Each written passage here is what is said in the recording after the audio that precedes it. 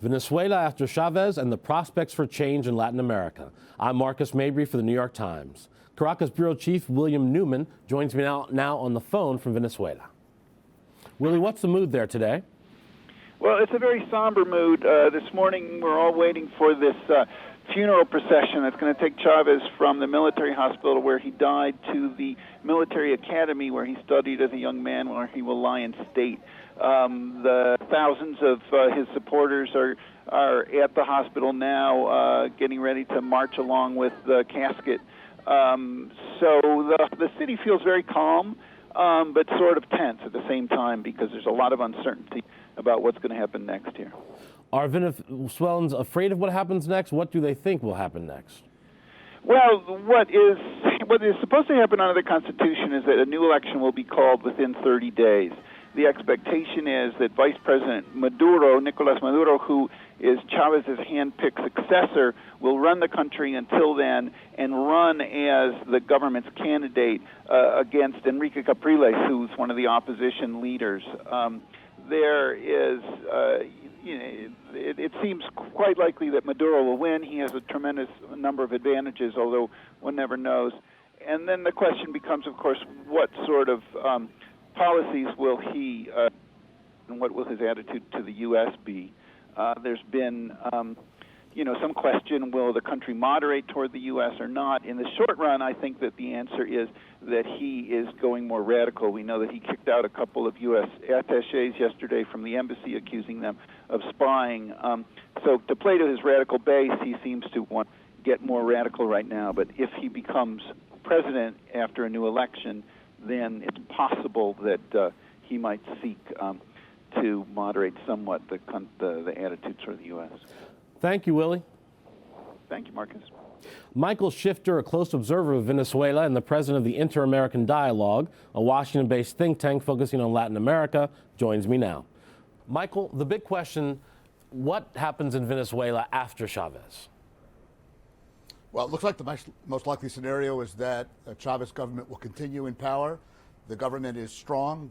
The candidate will likely be Nicolás Maduro, who's the current vice president. The opposition is very demoralized and very fragmented. So we expect that there will be a continuity in the government over the next couple of months. The question is what happens later on when the economic problems really become more serious. The Obama administration had been reaching out to Vice President Maduro in the hopes that he would be a moderating influence. His pronouncements about a U.S. complicity in the cancer that killed the president in the end suggested maybe he's not such a moderating influence. Is that a correct way to look at it?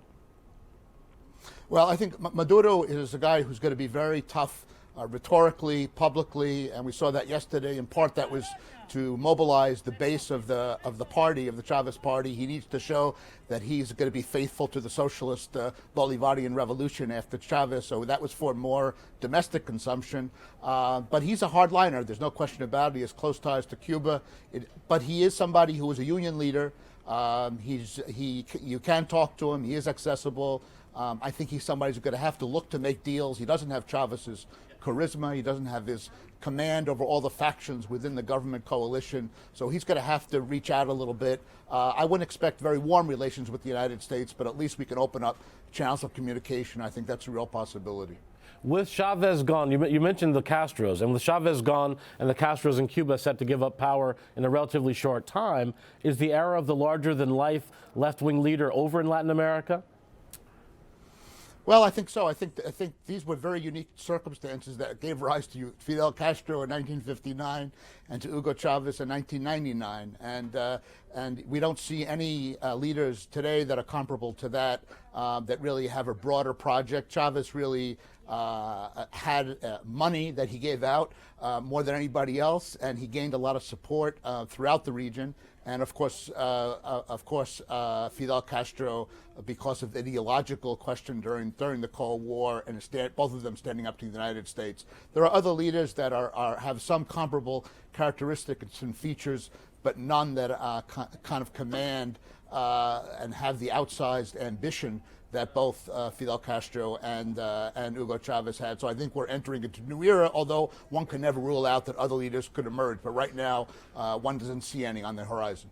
Venezuela is sitting on a lot of oil, so folks there in Washington will be watching events really closely. How much can the Obama administration actually influence what happens?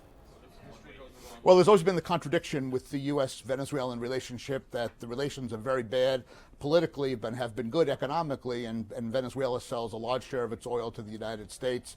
The leverage that the United States really has is not very great, and really what it can do, which I think it should do, really, is to consult and work together with Venezuela's neighbors, especially Colombia and Brazil, especially, which is the big power in South America that I think is going to be influential in the future in Venezuela, and the United States has good relations with both of those countries. So I think that's the way, really, that it could be engaged in the situation in Venezuela, which is very, very uncertain, and we really don't know what's going to happen in the coming months. For the time being, I think things will be fairly stable, and the U.S. should express its willingness to open up to Venezuela, perhaps consider having an ambassador in Caracas and the Venezuelans having an ambassador here in Washington. But I think there shouldn't be any illusions about forging great, close, warm relationships between the two countries, at least in the short term. Mr. Shifter, thanks for coming on. My pleasure. Thank you very much. That's all for now. I'm Marcus Mabry for the New York Times.